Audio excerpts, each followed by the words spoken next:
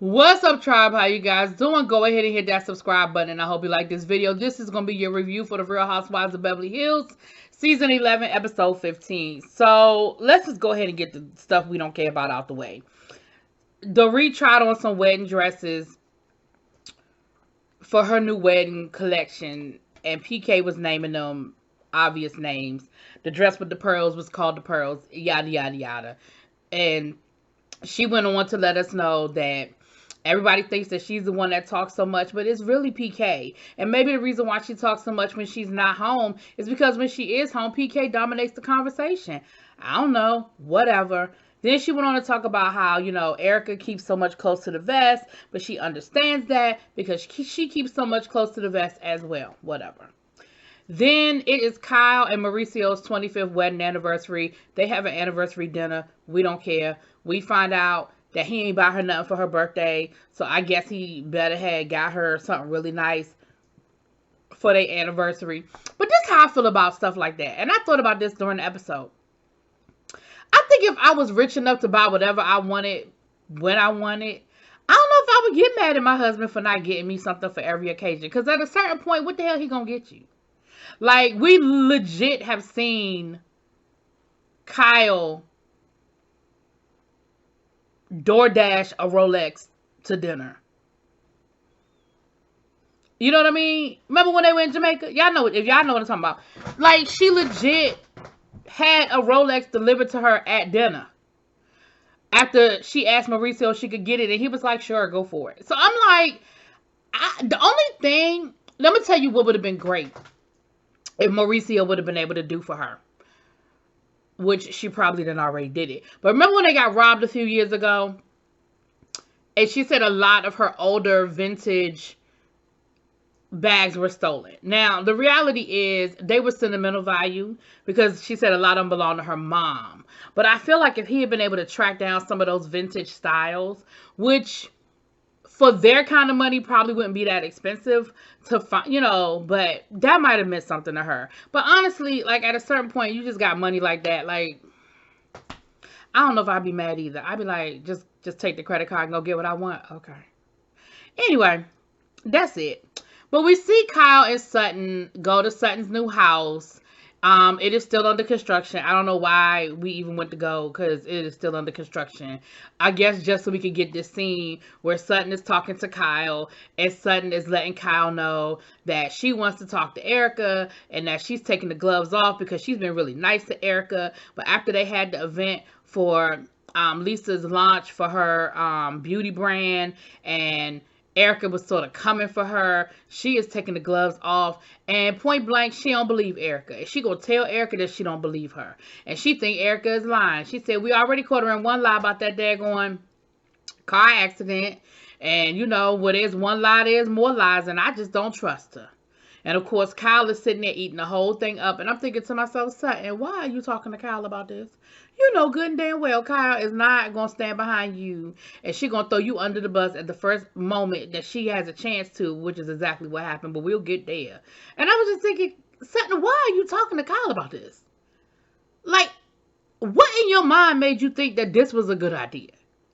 Then we see with Crystal, Garcelle, Erica, and Kathy were all over Crystal's house having, some dim sum and some Peking duck.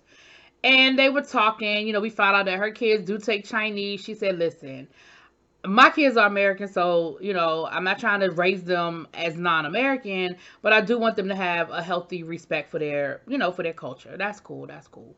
Then we see, then Kathy was talking about the dinner party, how she said, listen, I'm the kind of person that I like rolling up my sleeves. I like polishing my own silver and cleaning my own crystal. I think there's a part of her that's a little bit of a control freak about it. Like, we saw that she took this whole dinner party seriously, and I ain't mad at her. I would love to go to a dinner party over Kathy Hill's house. I mean, I think most people would, but I would definitely love that experience, right? Then they had this whole conversation about Sutton. Now, Garcelle, I'm going to say this. I respect the fact that you didn't defend Sutton. Like, you didn't, jump the fence defending Sutton. And she was just like, now they know good and damn well I'm friends with Sutton. Why they having this whole conversation in front of me? Like, what they trying to do? But Erica was just talking about, how she felt some kind of way, that she felt like Sutton was protecting, her reputation. And then they were talking about, like, nobody knows who Sutton is. We're in the same country club and nobody knows who she is. And, Crystal was like, I didn't know who she was either. And Garcelle was like, well, girl, before this show, I didn't know who you were. I knew who your husband was, but I didn't know who you were. And my thing is, just because people are not flashy with their money, or because they're not announcing who they are, it doesn't mean that they're not powerful. It doesn't mean that they don't have money, and it doesn't mean that they don't have something to protect. At the end of the day, something that was said, and I have to say this because y'all know sometimes I'll forget. Something that was said when Garcelle, when they were at the end and they were having at the dinner party, and Garcelle was sort of defending Sutton at this point, saying, listen, Erica, you have to understand that people had concerns. Like, it's normal to say, how could this possibly affect me? Like, you can't sit here and pretend like you wouldn't think that there's something to protect. Like, that's human nature. That is human nature. I told y'all the story last week about, the guy that robbed the bank and then went to my brother's house. My brother wasn't there for the bank robbery. My brother didn't even know the man had robbed the bank. But I bet you, I promise you, if the police had followed him to my brother's house, I promise you that my brother would have had a whole lot of explaining to do about the situation. And so you can't possibly be crazy enough to not understand people's curiosity, especially when more and more information keeps coming out, and we know. I don't need to keep reiterating that shit, child. We know. I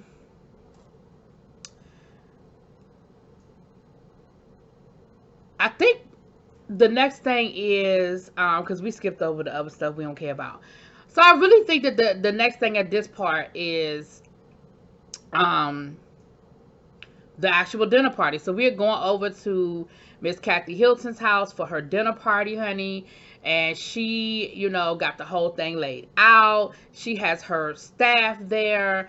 They, the food. She said, listen, I have friends that for their dinner parties, they do the same thing with the same food and invite the same people. And I like to mix it up a little bit. I like to do different things when I have my dinner parties, and so I take I take great pride in my dinner party. She said, the one thing I can't stand is somebody that come early. She said, because that last 10 minutes is when I'm making my final checks. I'm making sure that, the toilet paper is folded, that there's fresh soap in the bathroom. Like, so I don't like people that show up early because it throws me off a little bit. And who was the first person to show up? Lisa Rinna. Now, I don't know if Lisa Rinna was early, but Lisa Rinna was the first one there. And her staff was very polite to, Lisa. He was even saying, hey, you look nice, I love that feminine woman. You look like you could, I'm from Paris, and I feel like I could see you walking down the runway in Paris. I said, you better stop kissing Lisa's ass. Then next was Dorit, honey. Dorit showed up. And Dorit, she irritates my soul. Talking about, now this is my kind of party. I mean, I just felt like I was at home. I mean, this is how I like to live. Girl, stop acting like,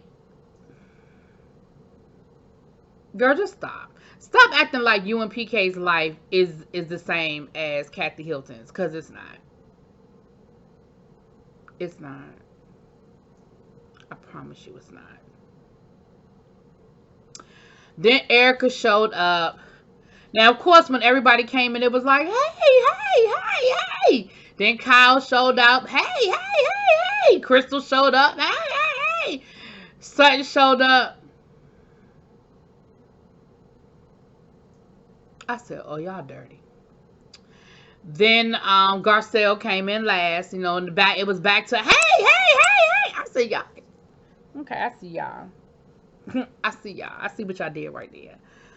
So we're having dinner, and Dorit immediately wants to get into a conversation with Garcelle, and Kathy was like, no. Mm-mm. We're not doing that. We're not. We're not doing that. And I was like, okay, cool, cool, cool. All right. Go ahead, Kathy, for shutting that shit down, okay? So then Sutton says to Erica, I think me and you need to talk. And Erica was like, no, we don't. And Sutton was like, well, I think that, like, I feel like you've been getting the story from everybody else except for me, the horse's mouth. And I really think that me and you need to clear the air. And Erica was like, because let me be clear. Your opinion about me doesn't matter. So, no, we don't need to talk about anything. I said, oh. And, of course, Sutton is looking crazy.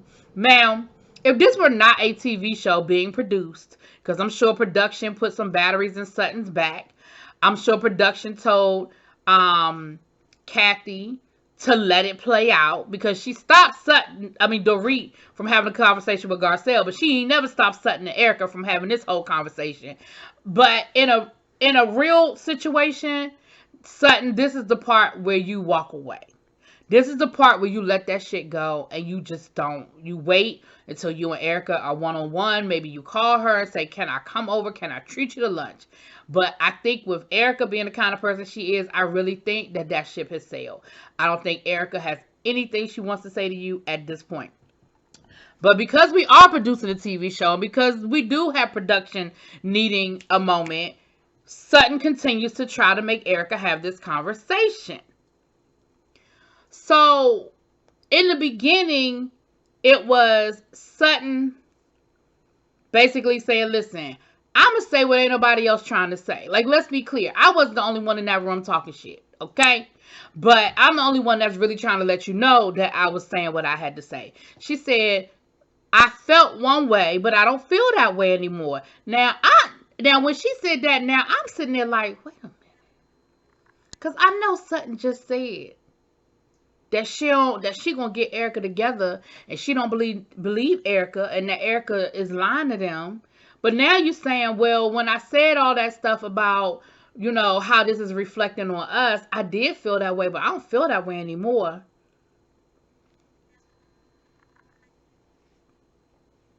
Sutton, now I've been with you, girl. But even you confused me on that one. Because I feel like what you're saying is, I now understand that what is happening between you and your husband won't affect me, but I still think you lying. Like, that's how I took that. But at the same time, then if you figured out that it no longer affects you, then it don't even matter. I mean, I guess it matters that she's lying, but it really doesn't matter that she's lying. Because at this point, she ain't gonna admit that she's lying. Not with them cameras in her face, she not. Maybe behind closed doors when it's a real conversation between friends, real friends, maybe. Like, she might admit that shit to Kyle because her and Kyle are friends in real life. But she damn sure ain't about to admit it to you, Sutton. Hell no. And damn sure not with them cameras in her face, she ain't. So then, they still talking. And this is where you see the real Erica Girardi. Because now you have the other ladies chiming in saying, well, Erica, you've got to understand that we would have questions. You've got to understand that we're concerned. You've got to understand that it looks bad. I mean, when you hear about the orphans and you hear about this and you hear about that. And finally, Dorit is speaking up and saying what she's thinking. And Erica lashed out at her, talking about what, Dorit? What? What, Dorit? I said, see, there she go. There she go.